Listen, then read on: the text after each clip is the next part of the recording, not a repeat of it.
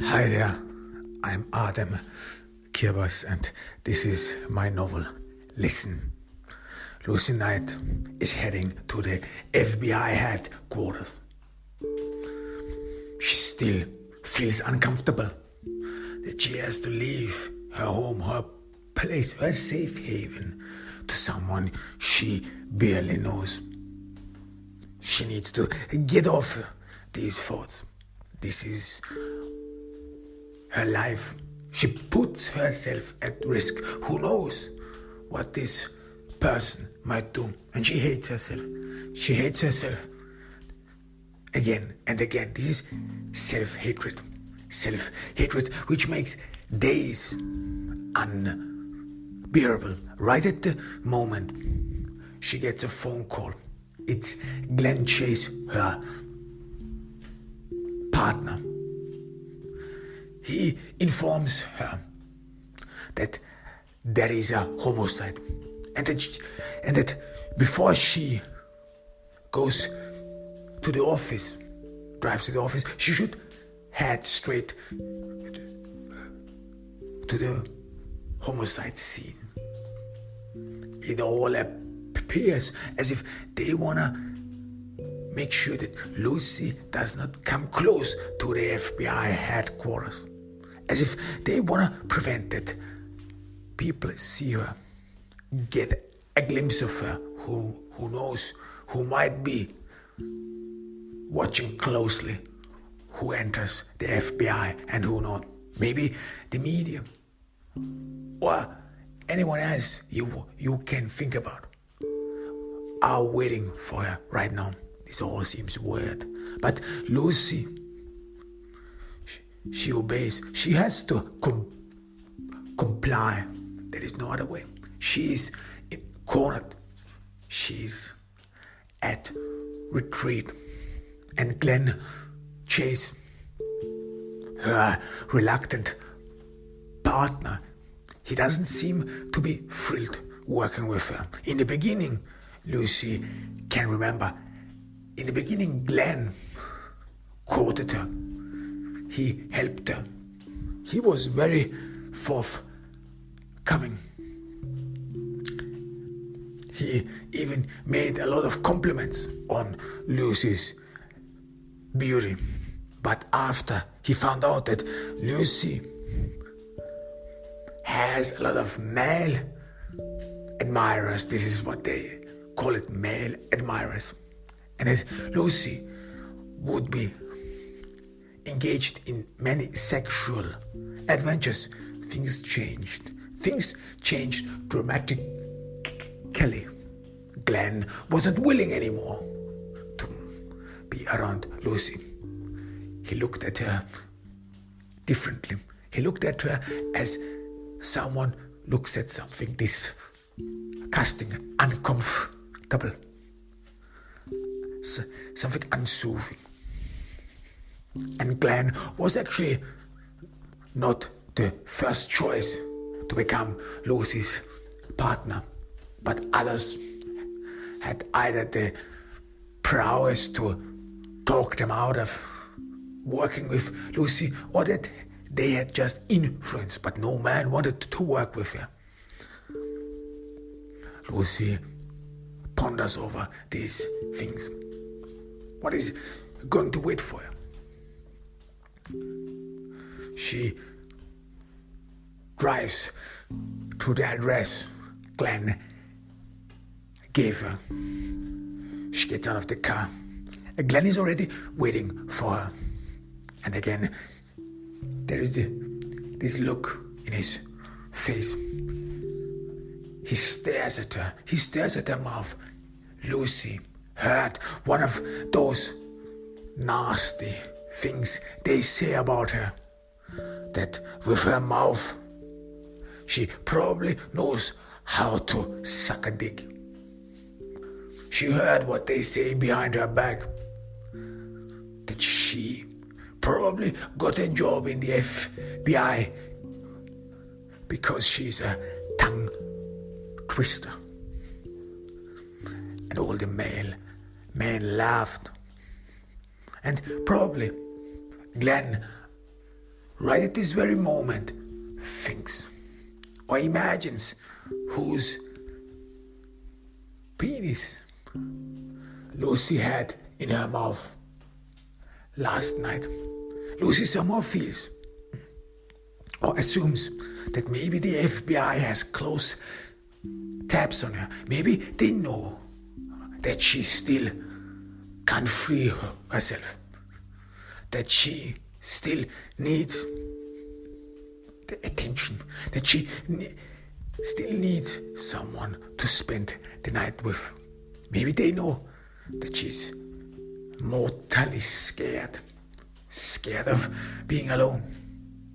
Or they still assume that she's a sex addict, that she can't deal with her cravings. Lucy tries to greet Glenn cordially. There is no other way. You have to put in a smile, thinks Lucy to herself. I can't do anything. She occasionally thought maybe she should play hard cop. Maybe she should put on a severe facial expression. Maybe she should do anything against it. But then more and more she thought about it. And she came to the conclusion that she has nothing against him. She can't do nothing against him. Because once a woman is stamped as a whore, there is nothing she can do to change people's minds. Some men will avoid her, and there are of course men who will seek her vicinity just for the purpose to have a go on her. Whores are being considered easy to get into bed, and maybe they think that way of her. Glenn starts his report. The victim, Karen Leaves, 40, was found in her home, dead, and as it looks like, tortured. The neighbor, Mrs. Dawson, knocked. She knew Karen Leaves very closely. She knocked. There was no response. And that is why she opened the door and saw a gruesome sight. She immediately called the police. Forensics say that Karen Leaves died about 7 to 10 hours ago. Lucy looks at her watch. It is 7 a.m. in the morning. Very early. She's a very early starter. And she's thoughtful. Mrs.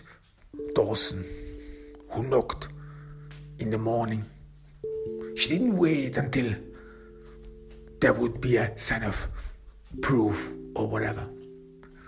She just opened the door with a spare key. This is all strange, because ordinary people wait. Maybe she would be sleeping. Glenn seems to have caught Lucy's thoughts, her doubts. Mrs. Dawson and Karen Leaves would always have breakfast together. And Karen was known to be depressive. She has been unemployed for 5 years. Lucy is thoughtful. She looks around in the neighborhood. It is an old, worn-down neighborhood. no fancy thing. And it actually doesn't happen common that you find dead people in these neighborhoods. Mostly on the streets. They die either on an overdose of drugs or they are being shot because some fuck thought they are wealthy or that they would have money. But when they try to rob them and figure out that they do not have anything at all, then some people lose it all.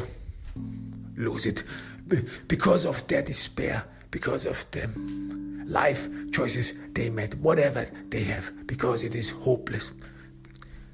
And they pull the trigger. Lucy and Glenn ascend the stair. Every tread they made on the stair case makes a creaking sound. It is an old wood chair stair. It is outside.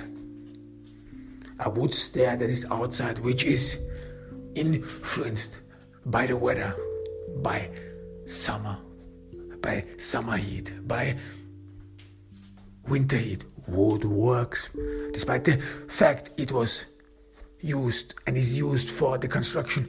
Wood still works, it moves, because wood has still, after it was cut off from a tree or killed, if you want, has still some residue of humidity in it, and which leads to movements, or in some cases to distortions. So every step on the stair makes a creaking sound. So no matter who passed here, walked here, his threats are audible. Lucy imagines the murderer who probably either came here or left here at about 10-11 p.m. Someone must have heard him. But it is a very loud neighborhood. You can hear cars already, despite the fact that it is 7 a.m. You hear sirens, car horns. You hear some cars passing by, driving fast or very loudly. Lucy enters the home. It is a home, small apartment, nothing fancy. Lucy immediately gets aware of the dust lying around. It is a place that is not very cleaned. Quite often there is dust, even on the floor and in every corner. There is trash lying around, fast food, occasionally. And the home looks like someone probably did not much care about interior design. There are drapes with different colors. The drapes are closed, another indication that it was night when the murderer came in here. But after all, this is a cheap furniture. And despite the fact that the victim was an unemployed, she was not a hoarder. So the apartment is scarcely furnished, as if it wouldn't have mattered anymore. And there are not enough chairs to comfort any guests. And after all, this apartment does not look like as if someone would have a lot of guests. Lucy wonders, was Mrs. Dawson really willing? Or was she really a close friend of Karen Leaves so that they would have breakfast every day in the morning? Did Karen know that someone else has a spare key to her apartment? Lucy looks around, and in the center of the room she sees a table. She sees Karen Leaves sitting on a chair in front of the table. She pays close attention to Karen Leaves. She was strangled. She can see the marks on her throat. She was strangled with a rope, with a thin rope, maybe with a shoelace. Karen's eyes were gouged, her ears were cut, and as it seems like through blood through her mouth, her tongue was cut off. But this was all done post-mortem, because or after her heart stopped pumping. That's why there is fewer blood. If the murderer would have cut off Karen's ears, nose, gouged her eyes and cut off her tongue while her heart was beating, then there would have been more blood. Lucy looks at the scene. It all seems like that she was tortured right before she died. But it is more likely that she was already dead, or didn't feel anything at all when her eyes were gouged, her ears cut off, and her tongue cut off.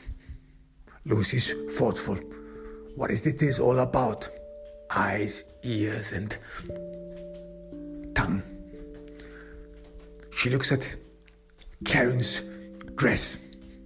She sees that Karen wears shoes in her home. The shoelaces are tied neatly. So Karen was in her home. She is unemployed for about 5 years. The neighbor, Mrs. Dawson, probably watched her very closely, who may be lying when she says that Karen was depressive and that she took care of it or was curious, whatever. But it is not likely that someone in his own home is dressed neatly for dinner. Karen is not dressed fancifully, just neatly. It seems like that this would be her Sunday dress, even though people who do not care about their appearances anymore, they have at least one dress, either to apply for jobs.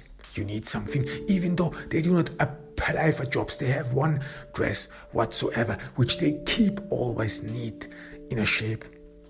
This dress sometimes is needed to fancy themselves, or even to give someone a motivation to move on, or give them mental support for any agony they get or they go through. Or these one fancy dresses are filled with all imaginations, with hopes and desires that in the future they will be able to change their current situation. These one fancy clothes or one good Sunday clothes sometimes even are filled with imagination that people would see a different kind of a person, a different perspective, that one would become a different person just through clothes, that one could change other people's opinion or other people's perception of oneself, or they are just plain simply Sunday church dresses. Even though people who have given up on faith still keep a Sunday church dress, maybe something might happen. People who have given up faith because of things happened in their life, of tragedy this happened in their life, they still have in their minds a hope that God will make up for it, that God will some sort of apologize for all that came their way, and they are sometimes just waiting for a sign, so that they can regain their faith. That's why they keep still a Sunday dress, even though they tell everyone that they have become atheists. They do not believe in God anymore, and they regret those times where they have ever believed in God and whatsoever. Lucy pays close attention. So the victim, Karen leaves, who normally eats fast food. This is one could immediately see at the trash lying around. She sits there on a dinner table, one chair. In front of her are dumplings. This is not probably her usual food, not to mention her favorite food. Dumplings, they look homemade. Lucy looks around. It does not appear as if those dumplings were made in the victim's home. They were brought with them. This could be a delivery guy who knew who the victim was. It is most likely that Karen ordered her fast food, and that maybe the murderer got plenty time to observe the victim, be around her, and Karen was unemployed for at least 5 years. So this could mean in these 5 years she has ordered a lot of times fast food through a delivery. And it could be that she met the same guy over and over again, that this guy even, or this person even entered her home. She even may have had conversations with him, because the victim's home looked like that she doesn't have many friends at all, that she probably spent most of her days and most of her time in here. So she might have had the urge to talk with someone, tell someone about her worries. And then the murderer might have gotten to know Karen better and better. But this killing does not look like someone would be after money, because this is what you would assume, that the delivery guy who walks into a mansion or whatsoever would get greedy at the side of the mansion and would then make up plans to rob his customer of his wealth. But nothing in here seems to be valuable. In addition, this murder is a different kind of murder. It is a sadistic murder, as it seems. Lucy looks around. The dumplings bother her. It seems as if they would be for a special occasion. But a special occasion that is not very common or known for everyone. Maybe some sort of private. Many families have some private traditions. And these traditions, they are then honored with special food, and only they and close family members know about these foods, what belongs to these foods. This is like your favorite meal, your favorite dish. Only close friends know about them. And maybe there might be some tradition, for example, a tradition to honor a deceased relative who loved dumplings, and to eat dumplings a lot, and once in a year or whatever, the family honors this and commemorates this lost and diseased relative in eating dumplings. So the dumplings are out of place here, but still it appears that this is all festive, considering the dress and the tight shoes the victim is wearing. Her hair is tied to a ponytail. Even though she ordered, or normally would order, food from the delivery service, or would get her food from the delivery service, and as it appears mostly would eat alone in her home, most certainly in front of the TV. Lucy sees that the TV in the room is right opposite the couch, and the couch seems to be worn out, so that most of the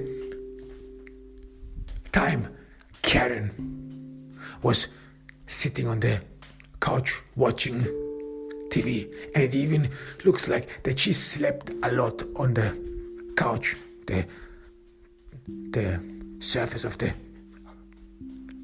couch is fretted, used. The couch seems to be very old.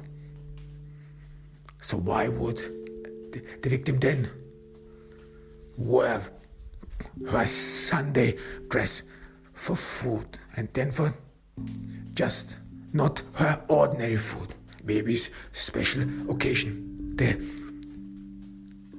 dumplings are in the center of the small table. In front of the victim is an empty plate which she has bled on. But it is a single dinner. It only implies that there would be a second plate, but there is a missing chair in front of it. Lucy looks around. She searches for the second chair. There is a second chair in the corner, and there is some stuff on this second chair. So in Karen's home, the second chair was not used very often. Another clue that Karen did not have many friends, or that she did not have many visitors, which makes it questionable. Why did Mrs. Dawson open the door, and that Mrs. Dawson most probably is lying about the nature of her friendship with Karen. Lucy looks closely at Karen. Something is bothering her. Despite the fact that this is a gruesome murder, the body posture of the victim seems to be relaxed. It is, of course, staged. Everything is staged. It is not normal that someone who has been strangled would sit on a chair. It is most likely that she fought her attacker, that her attacker attacked her from behind. But however, he prepared her in a special way after her death. And Lucy realizes that the victim sits there in a relaxed body position. She sits on the chair idly, cross-legged. Her hands are on her lap, and she seems to be staring out of the window. Lucy tries to fathom what she would be looking at, or what the murderer wanted the victim to look at. And the victim's head points towards a window. But if one looks through the window, one only sees a wall of the adjacent homes. So what is this all about? About a view, about looking beyond something, looking in the distance, seeing something in the distance. The victim's crossed legs and her relaxed body composure does not indicate as if she was supposed to scrutinize anything, or was supposed to detect some inconsistencies whatsoever, but just to stare out of the idly. And again, Lucy looks at the dumplings. It all looks like that the victim stares beyond it, beyond what is here, beyond what is close, beyond of the meaning of this special occasion. Lucy looks at the hands of the victims. She scrutinizes them and sees that Karen has dirt under her fingernails. So she did not pay much attention of cleanliness. And Lucy takes a whiff of Karen's body odor. She smells, she reeks, and she smells sweat, body odor, as if Karen hadn't taken a shower for a while. It is actually normal that people who have been strangled sweat profusely right before they die, because your body is in panic mode. Adrenaline is pumped through your veins. Your body wants to fight the attacker, and your body gives you the means to fight the attacker who is strangling you. So that all senses are in alert. And then when life more and more, piece by piece, is sucked out of you. The human body starts to sweat profusely, and your heart rate goes up and up. So it is normal for victims who have been strangled to sweat a lot. But Lucy sees and detects that the victim did not pay much attention to her body cleanliness, and the killer did not wash her.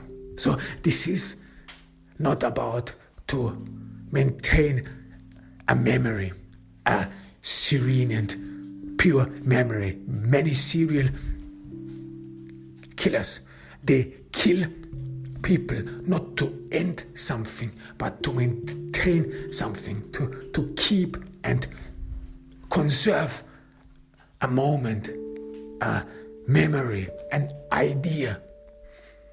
And they mostly prepare the victim in that way. They want to keep this memory because for many psychopaths, emotions, human interactions, feelings, that these things are always perceived as fading, as transitory. Human mind is transitory because many psychopaths or many people who have psychopathic inclinations, they do not have a lot of social contacts. They do not have a lot of friends. That's why every interaction with other humans is valuable, but as well as is fading. The thoughts, the ideas are fading. Friendship is fading, especially if you have only one friend and you do not meet this friend again, or you do not have other friends with whom you can build up close bonds so that you do not feel this constant feeling of being alone, this loneliness, or having no one. Or this is like someone who is single most of the time and feels alone, feels lonely all the time, doesn't have anyone to meet, and so in order to keep up or feel this love or whatever it is, and because of the missing social connection, even a single connection means to be fading, especially when it is not maintained anymore. Or feelings like joy. If you only feel once joy, but this is just for a little while, not long enough, then you get depressed sometimes. And many psychopaths, they cannot maintain these feelings, and they crave for serene feelings, for this feeling, for this genuine, for this feeling that does not stop, this serene feeling, and they associate this feeling with sereneness, with never ending, with something that floods you and you feel it deeply, and it does not cease. This feeling that takes hold of you, and they try to resemble or try to fathom the cause of the feeling. And many psychopaths assume, even though it is not true, they assume that in their childhood or in some special occasions they met something, or something might have occurred where they had this special feeling, where they had or perceived this unique feeling, this unique cause, this unique situation, where where they had this feeling and it would never stop, where they could live through this feeling day and day. This is like you live through joy, through happiness, through love, without ending it, without having to face the fading, worn outness, the tastelessness. This is like if you eat every day the same, you still don't get bothered. You still taste that it is delicious. You still do not think that it has become boring or that its taste is waning. Maybe this is the cause for the dumplings. And many psychopaths then try to conserve this idealized feeling, which they assume they once perceived in their childhood. And then killing is not about ending a life. No, it is about stopping something before it wanes, before the taste or the emotion has left it, has dissipated. So psychopaths wanna keep it, wanna lock this feeling, this idea, this taste in the body, in the object they have chosen for, or they assume, which would help them to regain this feeling, regain this taste. Maybe this was all what the dumplings was all about, to regain this emotion. But if the killer was thinking that way, it is most likely that he would have cleaned the victim. Why? Because this idea of sereneness always comes with cleanness, with being untouched. Because they assume that every human touch, every human interference would lead to things getting sour, getting spoiled, things getting defiled. So a human mind or human touches, human filthiness would lead to these emotions, to these serene emotions to be defiled, to be destroyed. So they wanna clean the human body from these filthy human societies in order to make it complete, in order to go back in the past again, where they can refeel and relive this one feeling which they assume never ended. But this murder is not about memory. It's not about maintaining a memory. It rather looks like punishment. But she was dressed. The victim, Karen Lee, was dressed fancily. Not fancily, but neatly for the special occasion. And then she was murdered, strangled, put on a chair, and then her eyes gouged, her ears and tongue cut off, so that this is not about that she cannot see, she cannot hear or speak. This is not about preventing the victim to defile this one emotion, to defile this single serene moment or this single serene memory. This is about a punishment. Maybe a punishment about uselessness. Maybe some people, as it goes, have ears, but they hear not, have eyes, and they see not, but have tongues, and they talk not, or they speak not. This is not about this does not seem about a city in memory. Lucy looks around. She sees on the bed in the apartment a fretted morning gown, as well as the bed itself seems fretted. The bed sheets look filthy, as if the victim hasn't cleaned them for a while.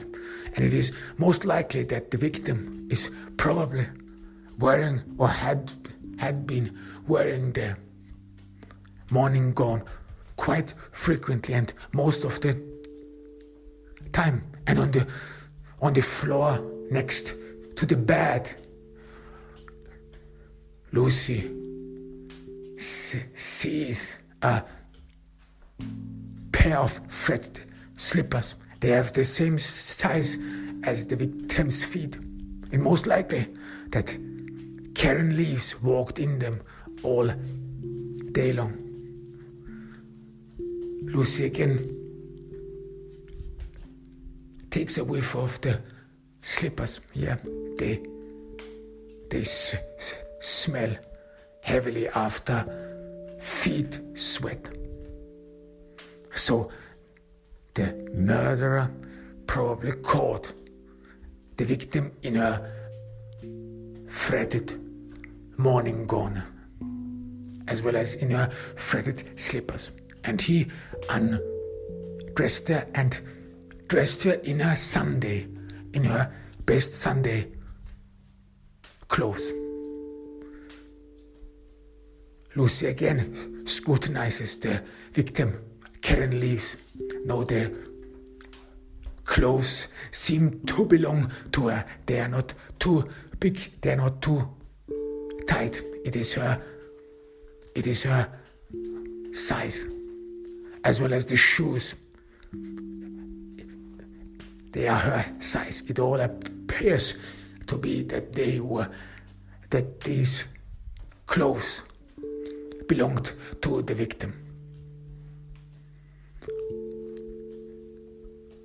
Lucy tries to make sense of it. She distances herself from the table, and it all seems like that the table is the center of all attention, as if one's eye would be immediately drawn to the center of the table. Even though it is a single table, it was supposed to be for two people. Who is the second one? Maybe the killer imagined himself as the second one who would join this festive occasion, because if you, or mostly people, commemorate something together, maybe this is what this is all about a lost commemoration, or that the victim supposed to be or did not commemorate a special occasion, looked far away into the distance, didn't care about it, and then she was punished for it. Her eyes gorged, her ears and tongue cut off. This is not about punishment to this toward someone's face. It does not look like it, because mostly some psychopaths distort someone's face in order to make them unrecognizable, in order to rob them of their special features, so that they assume that this person then would become nobody and no one would ever recognize them, would not know who they are, and this would be a punishment. But this is not the case here.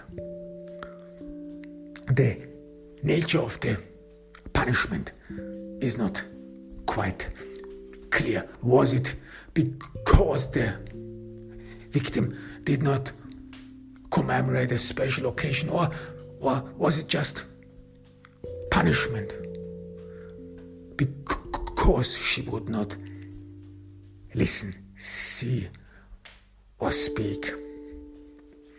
Lucy tries to put her into the killer, tries to see the world from his perspective, tries to make sense of this all. She tries to put together all the information she has into a framework, and she thinks about it deeply. You know, it is a special day. You know that this is the day you always commemorate it. Something special, a special occasion. Only you and close family members know what this is all about. You eat dumplings on this special day. It is night. You have been waiting for it. You have been thinking about it. It is a commemoration, but it is still with pain. You have lost something, a thought, something happened. It is not easy to think about what happened, but you still commemorate it. You go home in the expectation that you will be there with family members. You will be there with someone. You enter the home. You prepare the table. But somehow something is different. You have changed. That's why something is different for you, because you cannot continue as it is. From now on, or up, till now, it was always the same commemoration. You always commemorated and celebrated the occasion. But then you snap. Something has changed. You cannot look at it anymore. You cannot hear it anymore. And you cannot speak about it anymore. Your gaze is in the distance. You see something else. You see in this whole thing something different. People who put on new dresses, imagine that they would be different, but you still see that nothing has changed at all. These are the same people. This is the same cause. And you more and more see, and you more and more grasp that there is no place for you on the table, because it was never your table. It was never meant for you. You did not have a part in it. So you lost yourself. You lost your way in it. You don't want to keep this memory anymore. Why would you keep this memory? Because this is not a good memory. This is not a good thought. You think it's useless. Think it's useless to go on like this. That's why you ended it. You did not preserve it. It was useless to preserve something which has no taste, which has no joy, which does not fill you with fulfillment. No, you ended something which was already fading, which had already lost any taste and value for you. You ended it because you could not look at it anymore, because you could not hear it anymore, and because you didn't want to talk about it anymore. You wanted it to stop. But you were not interested in stopping time. No, this was not your goal. You wanted to move on. You wanted to reach the next level in your life. You wanted this to leave behind. Lucy's thoughtful. She's thoughtful because she cannot understand why the victim was chosen. Karen leaves. She did not have many friends. Lucy sees her Facebook account. She has only a few friends and almost no close friend. Close friends are those with whom you make selfies with, and celebrities is not do not count as close friends. So Karen was asocial. She ate dinner alone at home, and despite of the fact she was chosen, Glenn enters the scene. He looks around and then his gaze is stuck on Lucy again.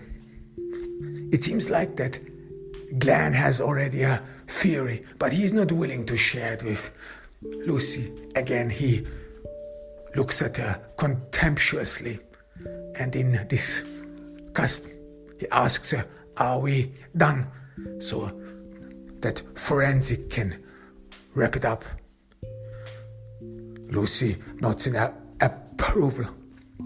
She looks around the crime scene.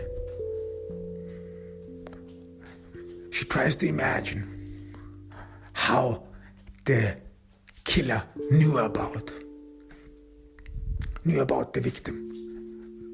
Because since the victim was not much in society, she must have drawn his attention on a special occasion. Maybe while she applied for a job, or while she went out on rare occasions to buy her something. Lucy does not see any booze in Karen's home, so she was not an addict, and Karen did not have any indications that she was a drug addict. She was a little bit chubby because of the fast food. She ate a lot, but that's all. So it is a big question: how did the killer select her, or why did he select her?